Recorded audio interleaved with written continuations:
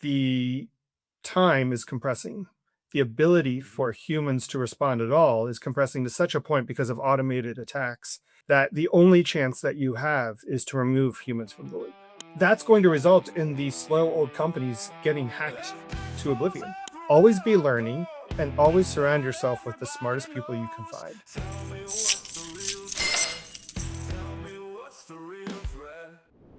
Welcome back to Threats, Pitfalls, and Risk Myths, the TPRM podcast. I'm your host, Nate Lee, and today my guest is Michael Coates. He's been the CISO at places like Twitter, Mozilla, and CoinList. He's the founder of Altitude Networks and was the chairman of OWASP before founding Seven Hill Ventures, where he puts that expertise to use backing early-stage security companies. Now, Michael testified before Congress last December, and he made a point that I keep thinking about, and that's that the window for humans to respond to attacks is just compressing so fast that removing humans from the loop isn't really a philosophical choice anymore, but a survival requirement. So we're gonna dive into how that changes the way that security teams are built. We'll talk about why the SOC as we know it has a ceiling, where the CISO role is likely to split into two, and why the governance work that most of us are still doing by hand is already a liability. If you're leading or building a security function, this one's gonna be packed full of deep insights and solid advice. Let's get into it. Hey everybody, and welcome back to Threats, Pitfalls, and Risk Myths, the TPRM podcast. I'm very excited to have Michael Coates join us today. Michael, thanks for coming in. Yep. Thanks, Nate. Happy to be here. Yeah, Michael's got a long and storied history. You were CISO over at Twitter, at Mozilla, at CoinList. You were founder of Altitude Networks, where I was one of your customers, OWASP chairman. You've been a busy person. Yeah, I found I just don't get away from cybersecurity. I just sort of look at it from every angle and hope, a little bit of where I saw from before gives me new perspective in the next place. But, it's just a constantly changing and evolving and interesting space to be. So I love it. Which I guess leads us to where you're at now, which is you're an investor. You've got your own fund focusing on cybersecurity and all that sweet insider knowledge and connections you've built up. Yeah, that's been a lot of fun. I did sort of the super angel investing for a number of years through the end of the acquisition of Altitude Networks, and got a taste of what it's like to put money behind those great founders at the beginning and see if it couldn't help them out with something more unique than the money.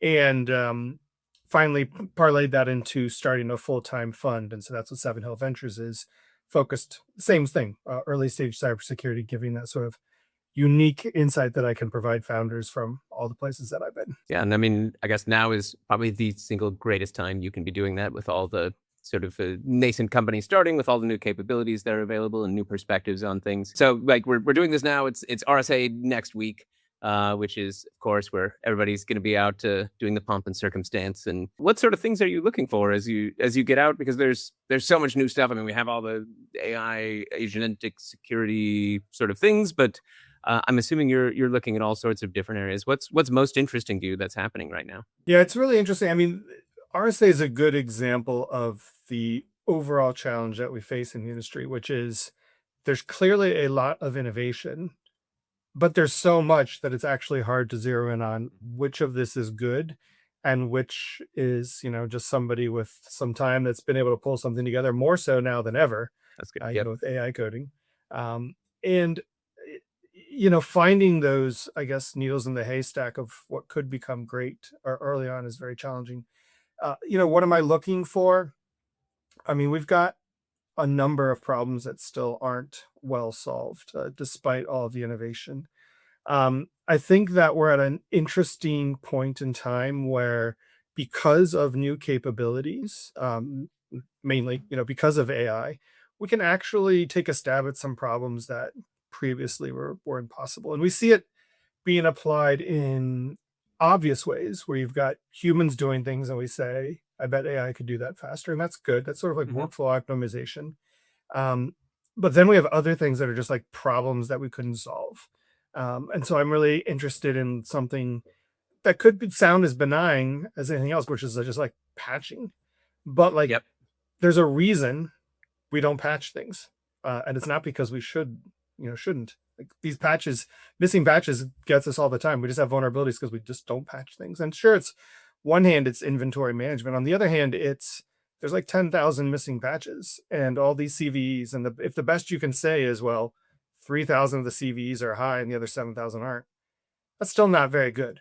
And I think we have a unique opportunity with saying, what could the ideal situation look like? Like, well, ideally, you know exactly which vulnerabilities are reachable, and you know which data is tied to it, and you know how important that is to you, and you know how risky the patch is, and what the odds of regression or downtime is if you apply it. And then you could automatically test on a twin infrastructure, and then automatically patch it and run diagnostics and automatically fail back. All of that sounds like wishful thinking, but that's also kind of what you look for. Like maybe that wishful thinking could happen.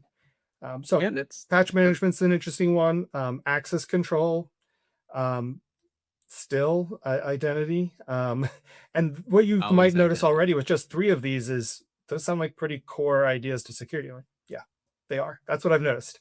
The core ideas are what you keep doing. It's just how do you do them in the new paradigm that we're in, or how do you do them far more effectively than we ever tried? Yeah, and that's I think what ends up being possible now, and even with patching. I mean, the stuff you talked about there. I mean, most of that seems absolutely doable now. With someone has to build out the workflow and how do you turn this into a usable product. But it seems like you could break down what's in this patch, how could this affect things, what do we need for testing surface, like kicking off all the right things. But it's someone has to put this together and put it together in a way that's a nice, usable, actual product. Yeah. And it seems like a lot of brain power is getting tossed over to the agentic security stuff rather than sort of these more boring problems that are super, super important, but just aren't getting the spotlight nearly as much. And I think that's the Yeah. challenge, is generalizing it, because when you think about solving that problem, and I think we have this bias being in Silicon Valley, like, we got some pretty smart people. I bet if we put 5 or so great engineers on it, they could figure it out for our deployment. And that's awesome. But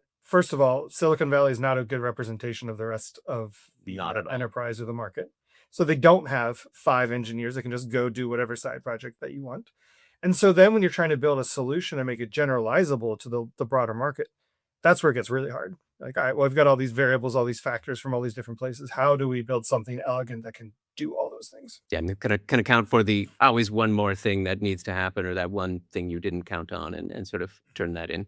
And is there something to the idea of companies just being sort of hooked on human speed security and needing to change their mindset? Because, we're used to having toll gates of like, well, you need to check this and you need to do this.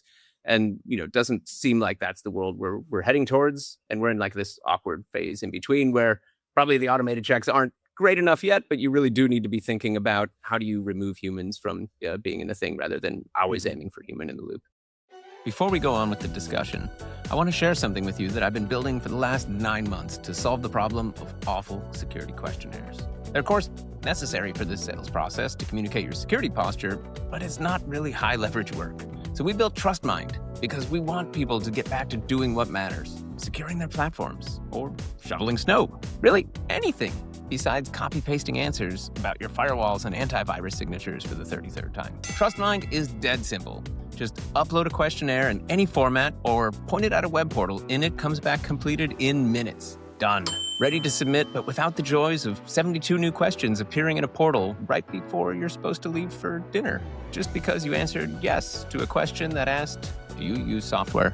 TrustMind is packed with advanced features like automated conflict detection, audit trails, adjustable tone, there's a voice mode, and even a customizable self-service portal for your customers to use, complete with a chat interface. TrustMind is built by and for practitioners from people who care about the user experience and who have done hundreds of these for the world's largest companies. We want to save everyone from the pain and agony of having to explain for the 3rd time this month why you don't have tape backups that need to be moved off-site.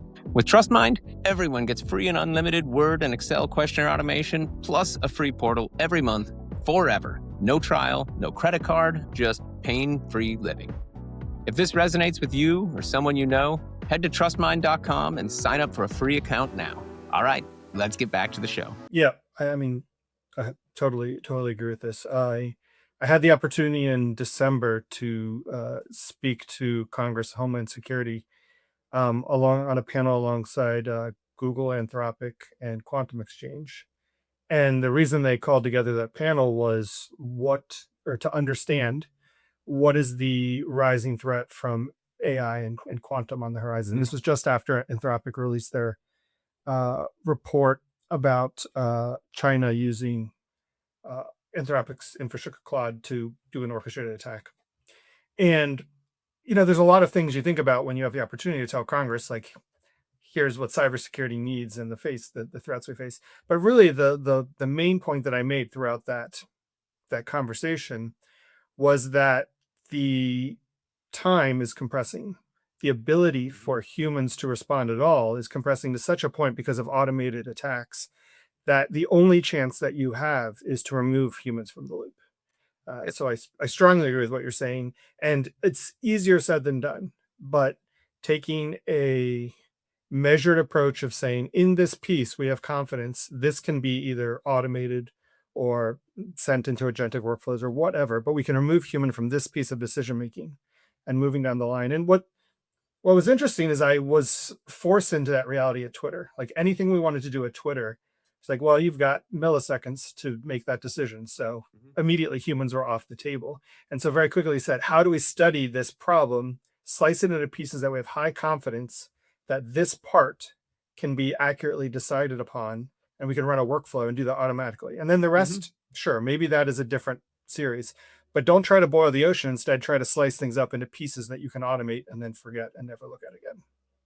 Yeah, I mean that's great advice, because I think that is the problem many people have is, well, AI isn't good enough, so we're not going to use it. And that absolutely to me seems the very wrong way, because that learning you get on the journey of figuring out, okay, well, why does it suck at this? How can we what is it good at? How can we start slicing those off and then compounding our gains on top of that? I mean, that's where every team needs to be, regardless of security or whatever. It's like, how do you slice these problems up and start working at the pieces you can?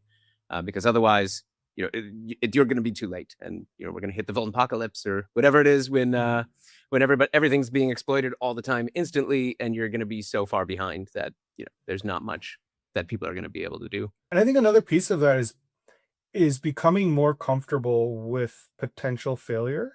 And so you do need to put that in a box. You can't have catastrophic failure on your journey to get better, but you need to really weigh, like, okay, this could go wrong in this way, but that wouldn't be great, but it's not that bad. And that's okay for the trade-off of this gain we've made, which is enabling this amount of automation, orchestration, experimentation, whatever. And I actually think we're going to be in this pseudo-apocalypse reality that you mentioned, where the older companies are too afraid to experiment and innovate. The newer companies are cloud forward, AI forward, more risk taking, higher risk appetite.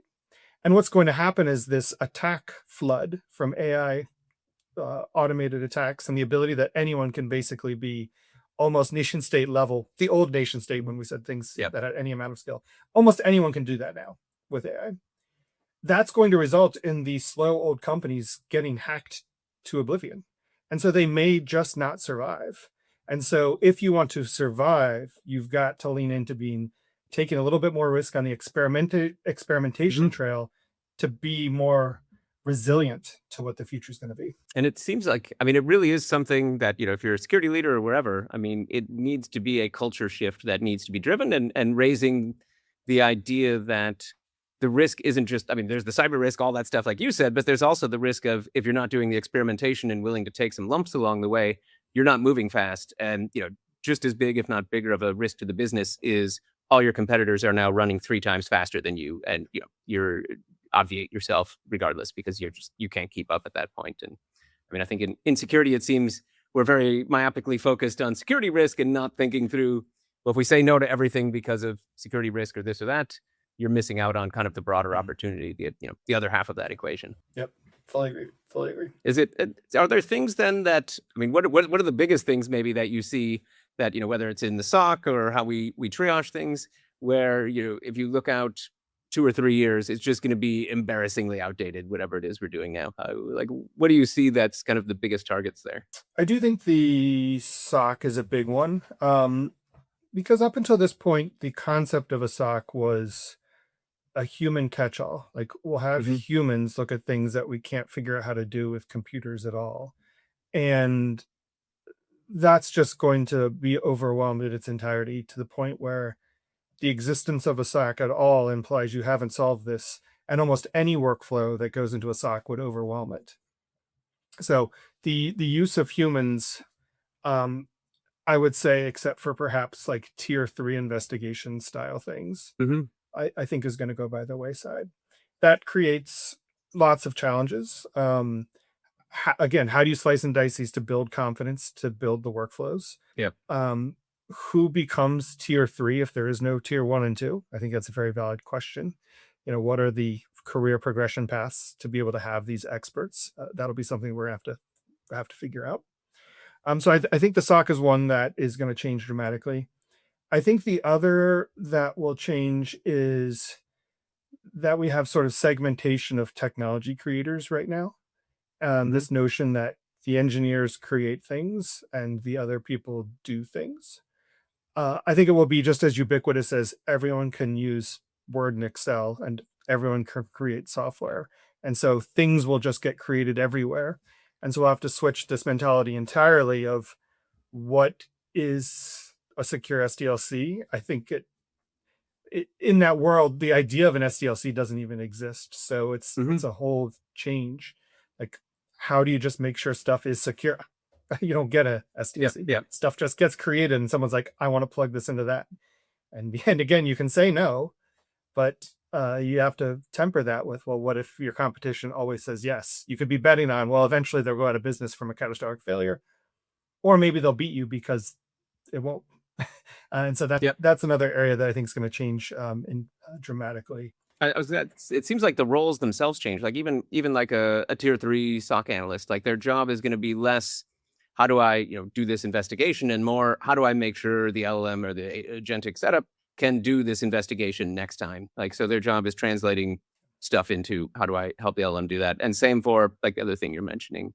Yeah. If people are building stuff and they want to push that forward, your job is less, is this okay or is this not? It's, how do I make it okay for them to do this and even to do it faster and better, which is, a very different role than the one we see most security folks in today. But it's like, how you're now like an optimizer for people of how do you make it so they can do things better and faster and leverage AI, which is, I mean, it's an interesting shift in where we're coming from. Yeah, it makes me think of sci-fi movies almost, when you've sort of got like an orchestrator, a puppeteer, and you're just orchestrating all of the things. That is more your role, like connecting this and sending your minions over here and over there and rewiring things, and you can get flashy I always wanted graphics to minions. drive it up. Exactly. That's what we need to call the agents, is minions. That'd be more fun. Uh, but I I'm think the not other willing thing to that risk comes that with though. this, I said I'm not willing to risk that just in case, the switch flips and then they remember that sort of thing. no, but it's okay because we think of them like the Pixar movie Minions, where they're Like cute minions. little Got it. things. Yeah, so it's good. AI, take note of that. I think the other thing that changes is that um, in many cases, the ability to do something with technology becomes less as a differentiator. And the more important thing is your knowledge of how things work and what matters. Hmm. And so then it's not like, oh, great, you can make code, you can write code. You know how to orchestrate this business workflow, of which technology needs to be there, and you can just whip it together. And so I think we're gonna have people that their impact and their touch is expanded horizontally across the org. So we're Yep. gonna have this blurring of lines and divisions of. I don't know. I don't know if that means, are people accountants, or are they doing processing, or do they get more blurred, and we have people that are jack of all trades in many ways, and then technology is just the thing they use, just like everybody sent email and Mhm. Word docs before. Yeah, it's interesting. I mean, it does seem like at least for the next several years, there's going to just be like there is no right answer, right? Everybody's going to be trying things, throwing stuff at the wall, see what sticks, and it does mean that for security people, I mean, it almost harkens back to sort of the original sort of hacker ethos, right? Like your job is now to like figure out what people are doing, how can you disassemble what they're doing and take it apart, figure out how it works, and figure out how do we make this better, how can you change it, and it's going to be all sorts of things that maybe are outside of the traditional domain that security teams would have been involved in. Before you'd have been like, Jim over in accounting. You can't just go writing scripts and just running stuff. That's crazy. And now it's like, okay, well, let's figure out what you're trying to solve here. How can we kind of turn this in using standard parts, or make it so you're much more enabled so you can run faster? And I mean, I guess just sort of the repeated theme here. It's just such a big shift that needs to happen within security orgs to kind of account for the speed asymmetry, I guess, between defenders and attackers. Like, you need to make sure that your side is moving fast because the attackers are going to be so much faster. Yeah. What's interesting is you have to enable creativity, and you have to enable kind of leaning in, but that doesn't mean you can just like open the floodgates and just say, well, you created an app via AI, good job. You want to connect it to the prod database, knock yourself out. You have this weird thing where you've got to be this sort of master negotiator, orchestrator to say, I see what you're doing and how fast you're going, and we found a way for this to not be negligent. And Yep. so we can't just give everyone access to all the financials to change it or all the user data. And I think that is the new amazingness of the security role, which is you need to become almost a jack of all trades, where you're like, great, this is taking off. Let me go dig into it, figure out what it is, understand it, combine that with what the business is trying to achieve from these people saying we love this, and then say, how do we give you a playground that is safe enough? Or how do we raise this as, this is a little bit riskier than we're happy with, but let's raise this as a business opportunity. Hey, board, this is one of the AI initiatives we're doing. We're going to be experimenting here. It could blow back on us, but if it goes well, we could also conquer the market. And so it's going to really, again, broaden the bounds of what you're doing. You get to think about that market win opportunity, which is not always something security people think about. That's the whole I want my seat at the table thing. I mean, this is how you get a seat at the table, as being part of that. And I mean, it seems like there's also like real opportunity to be an educator, right? Because we do know all of, like, you just have this broad set of knowledge about systems and what can go wrong and all of that. And there's so much more value now in helping people understand the risks, not just because, rather than telling them no, be like, here's why giving you prod DB access to this is maybe not the best idea, helping them understand the risks, because at some point, like, these people assumedly are smart and can figure problems out, and they can use that going forward now to come up with their own solutions. And it's no longer relegated to just security can do this. They have access to the same knowledge of the world that you do through all these tools. It's just they didn't know the right questions to ask. So if you can help them kind of get there, there's other huge gains to be made there. Yeah, I mean, I just love the idea that we have all these roles that we can glom together and kind of add value all over the place. And especially the next few years, we'll see a number of companies just lean into this so heavily, and we'll see exactly some of the things we're talking about and all of this fundamental change. And we'll see things we never thought of, like, oh yeah, there's no titles at all or something crazy. There'll be a few titles because somebody has to go to jail. There'll be a CFO, there'll be legal, there'll be a CEO, but maybe the rest we'll see. And then we'll see, interestingly enough, we'll see other companies that are like, we're just not touching this. Like, this AI stuff is ridiculous. Like, and you'll just be in this old world, and we'll sort of see, like, how does that manifest? I mean, I forget what the stat is, but maybe it was a year ago, there was a report that, like, I don't know, 70 or 80% of the country didn't think self-driving cars were possible. And then here in San Francisco, we're reading that while in a Waymo, like going down the street. So like, nope. Yep. So there's like this, someone else says this, maybe it's Gary Chan, the future is here. It's not distributed evenly. Maybe it's not him. It's probably famous. Not him, but someone said that. Yes. And I know who it is, and it's now blanking on me. This is where the hateful comments come in. The people are listening. I was going to say, all our nerd friends are going to be like, you guys are just sad and despicable for this. It's terrible. I mean, yeah, it does enable entirely new ways of building a business, which is exciting if you're building right now, because you can rethink a lot of, like, what are the roles you look for? How do you structure orgs? Like, what skills are even valuable? And that, I mean, that's just very exciting because these are problems that have not been solved before. When it comes to some of the stuff that you're talking about, right, of like where people should get in, like, hey, this is ridiculous. You can't just go, have access to prod. Where do you see that line being drawn when it comes to like fully autonomous AI can kind of make some of these decisions versus like where we really do want to have humans here? Like, how do you define where that line gets drawn? I think human in the loop is a stepping stone on the road of trust. So we have it until we figure out enough of the puzzle that the AI can do it. And so some of that on the early stages of the road of trust is, well, the AI hasn't messed up yet, so that's good enough. And that works in very like low risk situations. Yep. Yep. But in other situations, you have to have more explicit guardrails. You have to have a concept of a guardian agent type thing, understanding telemetry from your AI and maybe reconstituting it into goodness. You need to have maybe formal proofs. I've seen people experimenting in formal verification of software, how that might intersect. You need to have a concept of granular access control. Like OpenClaw is cool, but also just like it can email your buddy, it could email a death threat to the library down the street. Like we need to have some levels of granular restrictions on what can be possible. So I do think human in the loop is here for a while, but again, it's kind of workflow by workflow, and one piece of that puzzle is the advancement of technology and the restrictions that enable it to be trusted more, which then takes human out of the loop. And I will say, we'll fall victim to a very human failure mode here, which is humans in the loop aren't all that good.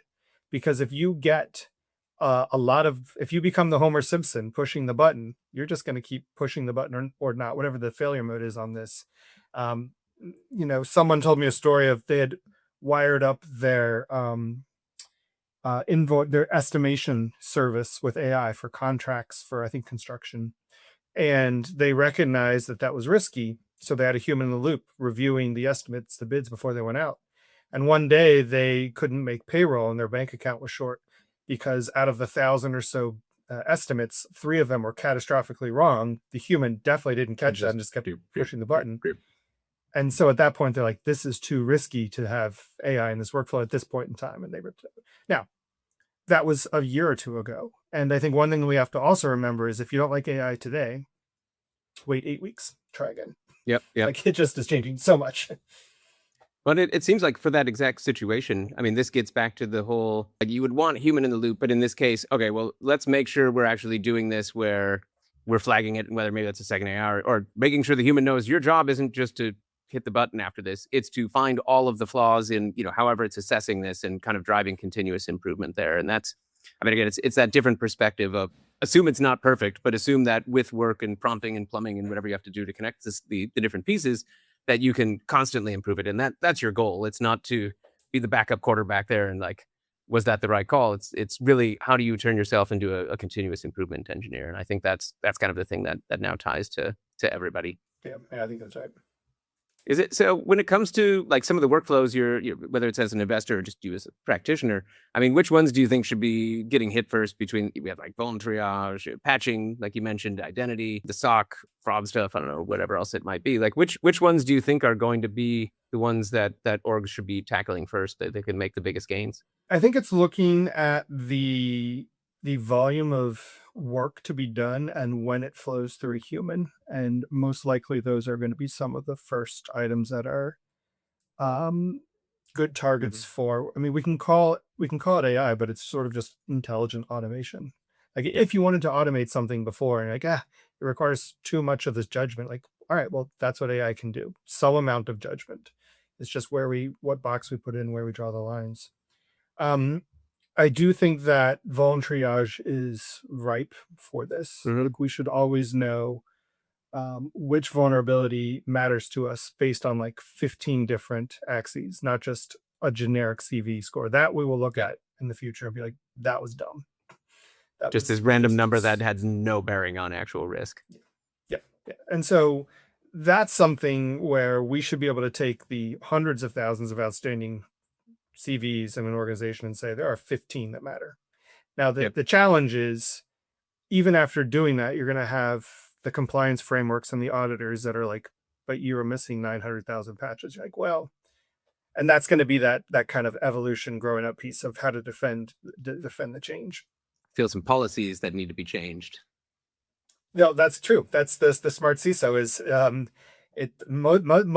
much of what you're doing is, are you saying what you're going to do and you're doing what you said? Yeah. And it's not, they sometimes don't even care. And I'm sure the auditors will be like, you can't do that. You'll be like, oh no, we did that. And then this is to policy to the T. Yeah, exactly. Yep, exactly.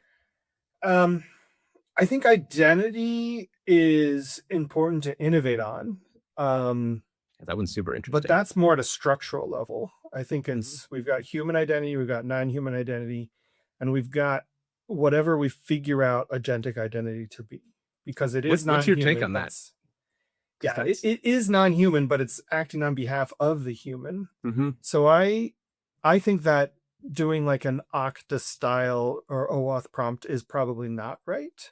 Hmm. I think taking a non-human identity based approach and giving it qualifiers that this is on behalf of Judy or Steve or whatever is probably right. You tokenize that so you can pass along the There's some union original.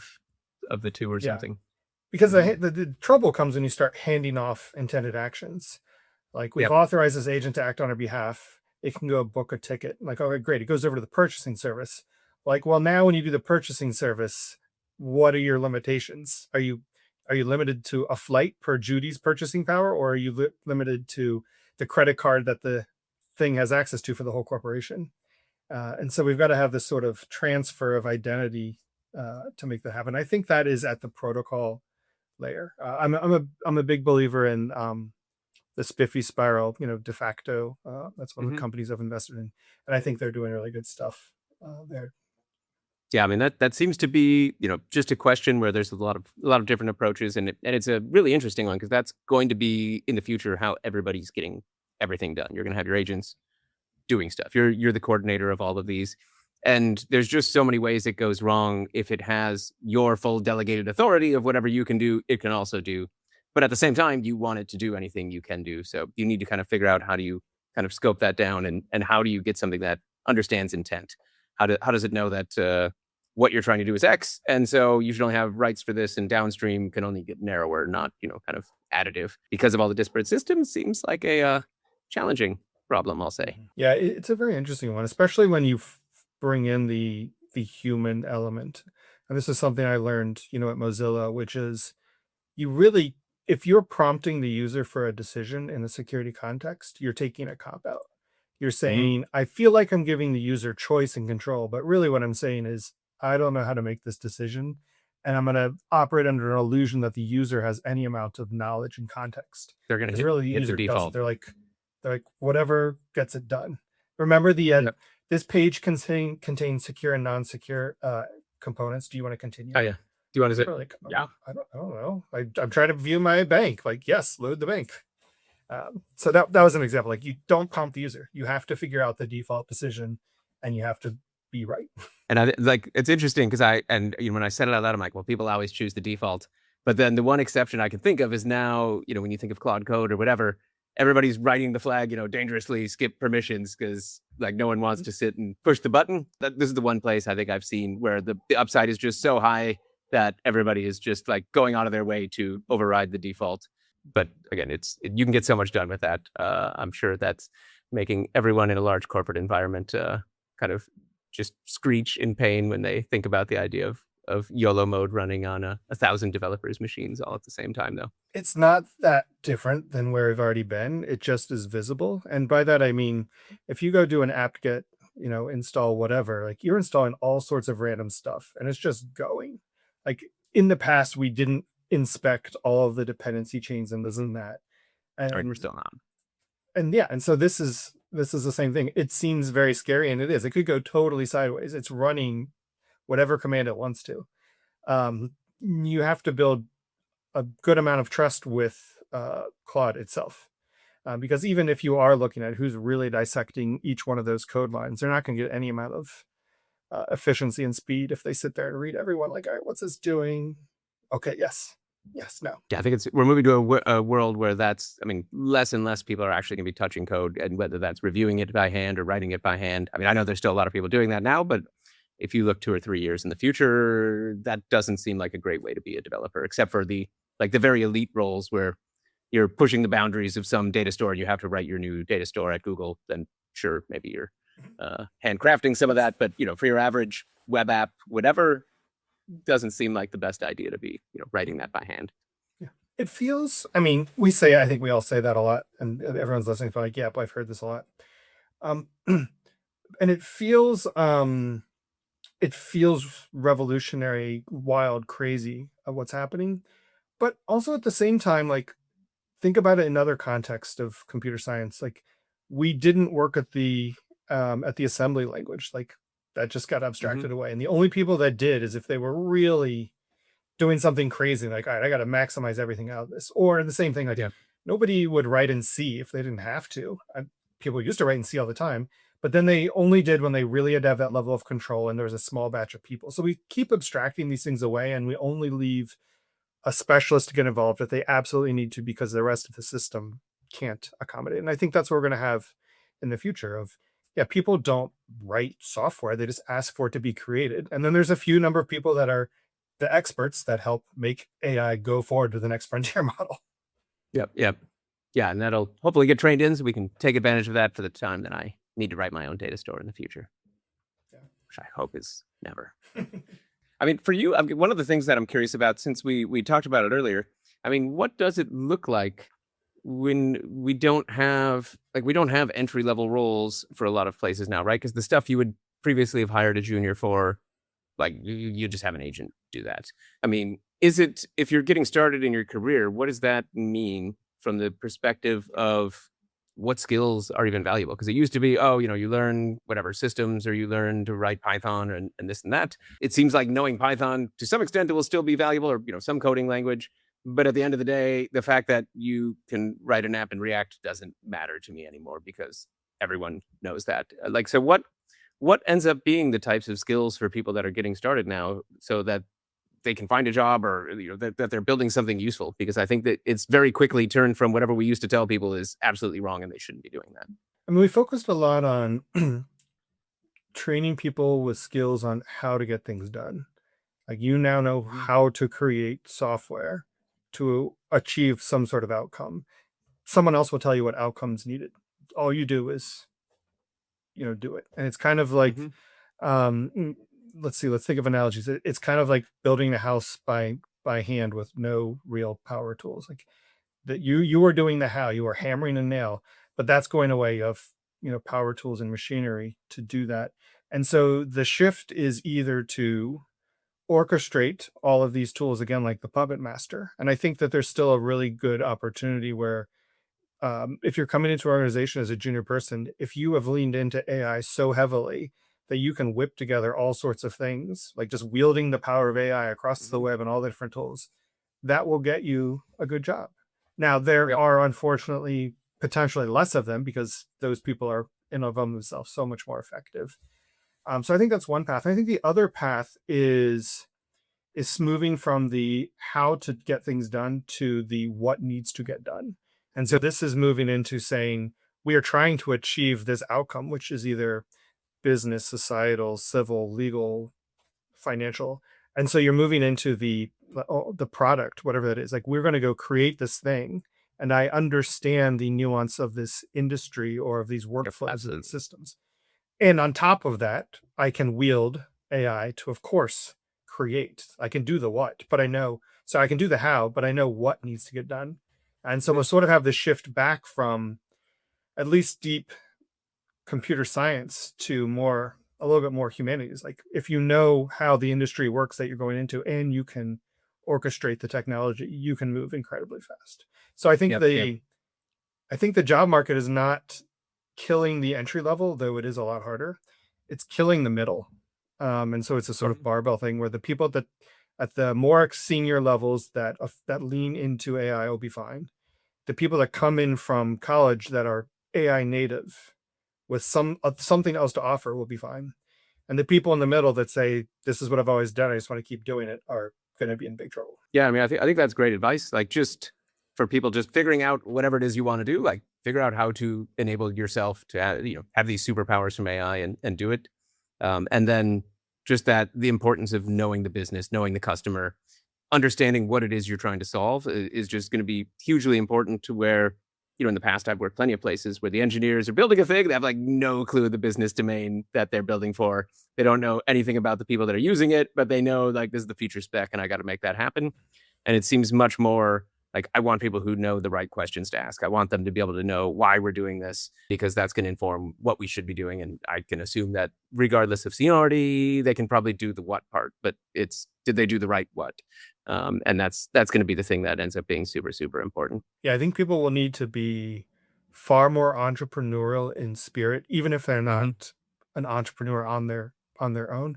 But Yep. the the easy path is going away. And I think we see that both in the job market and we also see it in the earlier upstream. Like it used to be, and I've talked about this with folks from let's say like 1960 to I'm going to say 2025, that there was an easy path of go to a good school, get a good degree, and you will have a profession and you will be okay.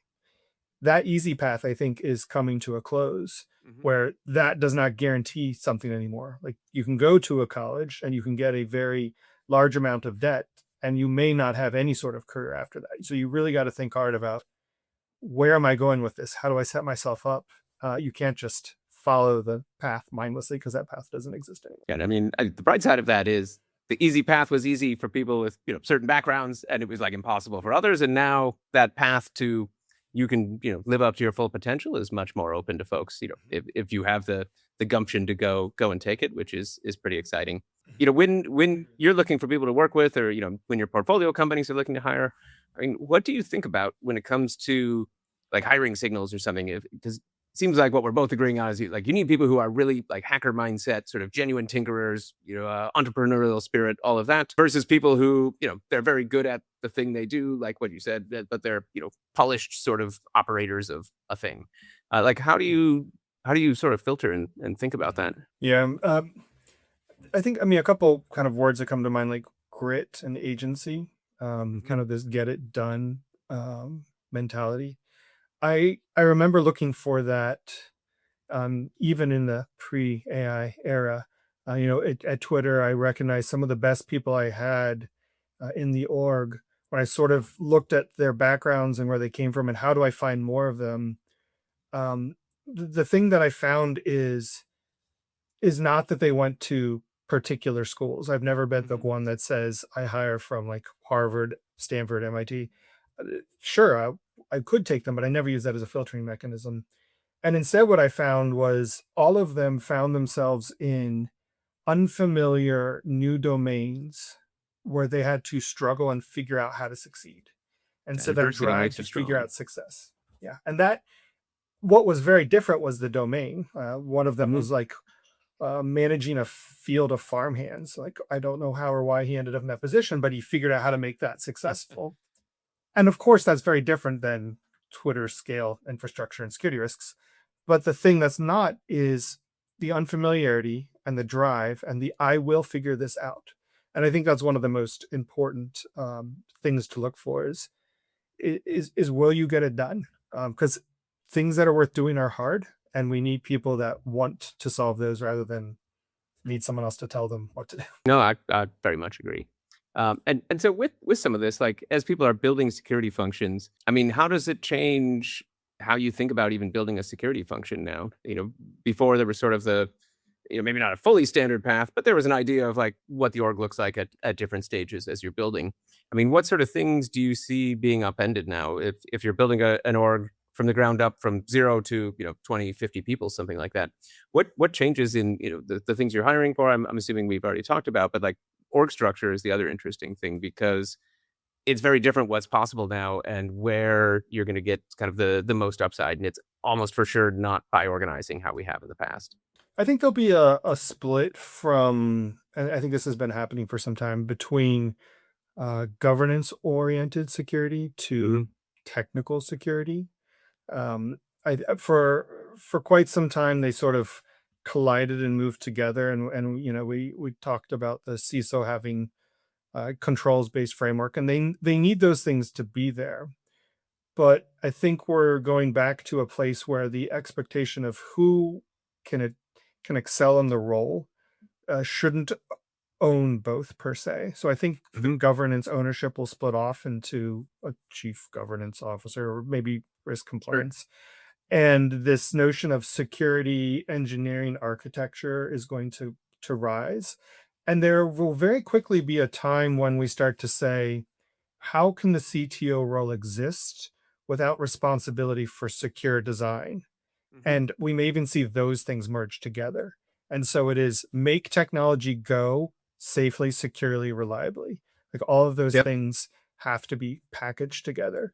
Um, I would be hesitant to say that means the CISO role goes away, but the what we know of the CISO role today will shift into one of those two camps. I don't know which one it's Yep. going to be Yep. called, or maybe people will self-select. Like the CISOs that we know that are more technical will become this technical leader of secure, robust operations, and then the governance will be its own other one with the merits there.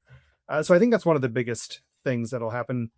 So, some of the precursors to those changes, we're seeing the shifting of things like having IT report to security versus being a standalone org. That was another clear example of you've got two things happening and they used to butt heads, but what we need stuff to work and we need it to be secure.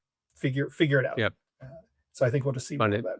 Seemed like a lot of security people understood IT, but not so many IT people necessarily understood all the nuance of the broader security thing. But I love the take though on kind of that bifurcation of the role, because I mean I think that makes a ton of sense that you're going to have governance be a thing, and it's not just related to security; it's governance more broadly across the org. And when it comes to security, it really is. I mean, it's a broader enablement of how do we do the things we need to do with technology in a way that we understand the risk and we're making smart decisions, and how do you enable us to kind of optimize that? And you really end up being sort of an enabler and a optimizer at some point, which is a much more fun role than just being the cop who has to be like, you're in violation of section 42 over here. Like that's not really where any of us want to be. And so, I mean, when it comes to some of the other things with I'm kind of building some of these things. What do you see that's going to scale really badly for companies that are growing fast now? You're going from whatever a couple hundred people to the 1,000 or multiple thousand. I mean, what sort of things do you see that just because we haven't figured out how to do AI that are being sort of slapped together on the go that are just not going to be sort of scaling really well, but are happening anyway because we don't know what to do? Well, I do think going back to that last example that the governance piece is not going to scale well because if we look at activities that need to be disrupted, it's the ones where you have humans and spreadsheets. Yeah. And those are what we have in sort of security operations centers. They're far more advanced than spreadsheets. But again, it's humans and data, and it's like looking around and like connecting the dots with a human. Yes. And in governance, it's the same way. Like we need to check that this system is configured this way because our SOC 2 says so. And we've made some strides in that. But things are going to be changing so quickly that the question people say is, well, your governance, like you validated your controls this year, and then like 4 days later, it all changed. So I think this idea of a periodic anything is going to go by the wayside because we'll recognize that that was only valid for like 24 hours. Yeah, the speed So is that just so great now. yeah, and so that will permeate across sort of all of the classic governance activities that were not already strongly, I'll say strongly typed in technical security. I realize I'm munging things there. So your risk posture, your adherence to security frameworks, your confidence in sort of like trust, which is, business partners who you work with.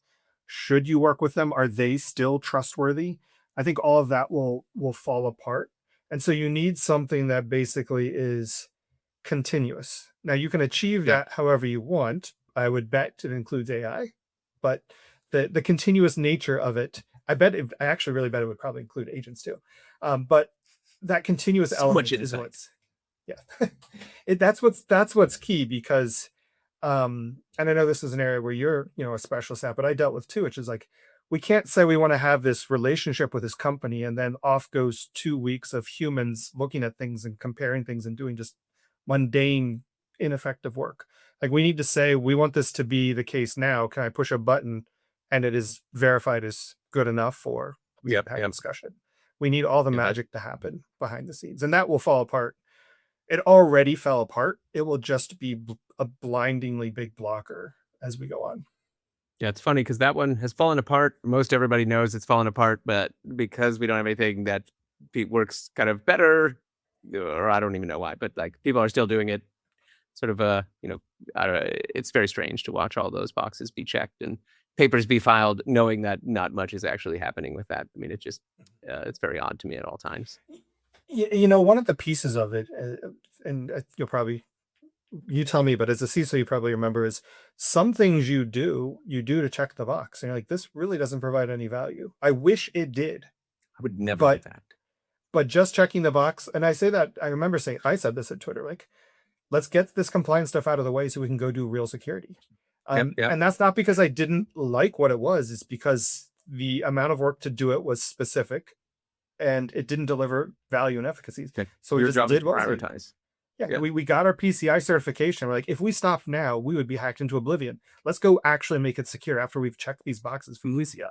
And how do you think about that? Because I mean, I think that actually is super important, right? Is with the speed that things are moving, like it is really important to know what is good enough for now. And that's even changed from in the past, because in the past you're like, well, we have to do it right because otherwise we're going to have to take a bunch of time to redo it. But now it's like, well, redoing it might not even be such a big problem, and it's too much uncertainty in the future.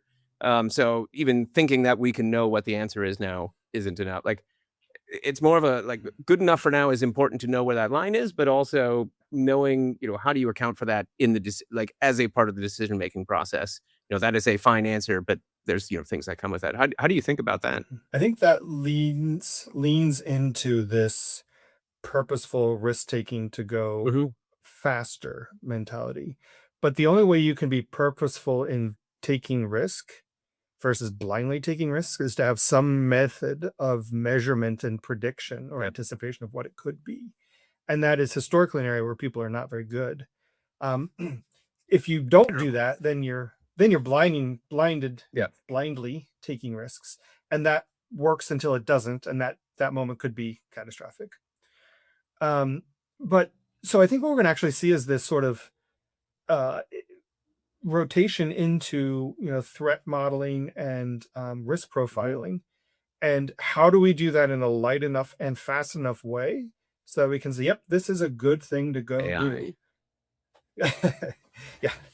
So this is a good thing to go do, and I think you have a good point about we'll just rebuild it. I think we'll see more of that, and it's kind of an interesting thing where um, it dovetails into saying, we this SaaS service that we have, it doesn't do everything we want. We'll just rebuild it. And I get it that in some cases you're like, well, that's a lot of work. That's really hard. Like, yeah, it might be in some cases, and in other cases it won't be. I think people pay for Calendly and it's great, and somebody's like, I'll just build one, and like a few hours later they had their own.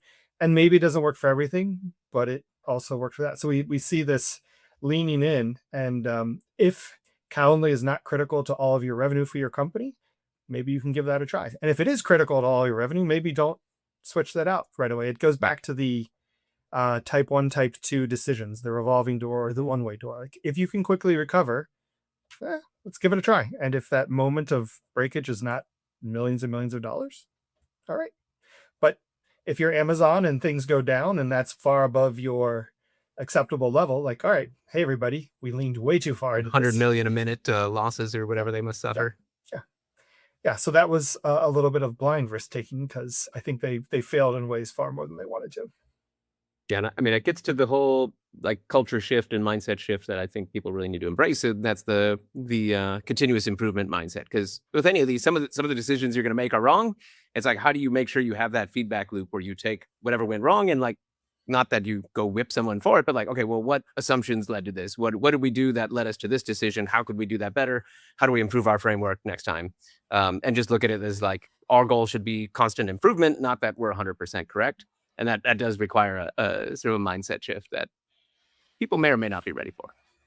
It's really exciting because it's one of the things we push on in startups all the time, which is experiment as fast as you can and figure out if it's a good idea or not quickly. If it's not a good idea, that's great. Figure it out just as fast as possible. And in a corporate world, it's all like, politics, like, yeah, don't ever mess up. And if you do mess up, make sure you point at somebody else and all this. Like that, those companies will be eaten alive by the modern competitors now. Yeah, totally agree. Well, I know we're running up on time, and thanks so much for joining. This has been such a great discussion. Yeah, it's a lot of fun. I mean, the one thing that I've oriented on, and I think this holds true still in the world of AI and disruption, is always be learning and always surround yourself with the smartest people you can find. And Hmm. those two things work really well. So despite how things change, build amazing networks and always tinker. I'm starting to adopt a mantra of build a new piece of software every single day with AI because it will Hmm. be horrible at first and you will throw many of them away. But each one You that is have to good, go you're through like, that. oh, yeah, you're like, wow, this is what's possible. Now I have a new idea that I couldn't have had before. I understand something new that I couldn't have understood before. And some of those things will just be long running, amazing agents to help you be a superhuman. Yeah, yeah. When you mentioned the Calendly thing, I was like, oh man, like this week, I think I've already done two things like that where I'm like, I'm not going to use this other thing. Like, I'm going to build this thing. It's going to be totally custom for me, which I can do because it's one person. Maybe less, less great if you're a large org, or maybe not. But it's interesting that this is even an option, and it's just so fun. Well, thanks again for joining, and thanks everybody for listening. Until then. Thanks, Nate. Thanks for listening to the TPRM podcast. If you enjoyed this conversation, make sure to subscribe and share it with a colleague. You can find more insights and resources over at tprmpodcast.com. And until next time, remember, trust nothing, verify most things, and keep building. That's it for this episode of the TPRM podcast. I'm Nate Lee. Thanks for joining me and my guest today. If you found this conversation valuable, please subscribe on your favorite podcast app, leave us a review, and share the episode with your peers and colleagues. For more resources and insights on building business-aligned security programs and managing vendor security, visit tprmpodcast.com and connect with me on LinkedIn. We'll see you next time.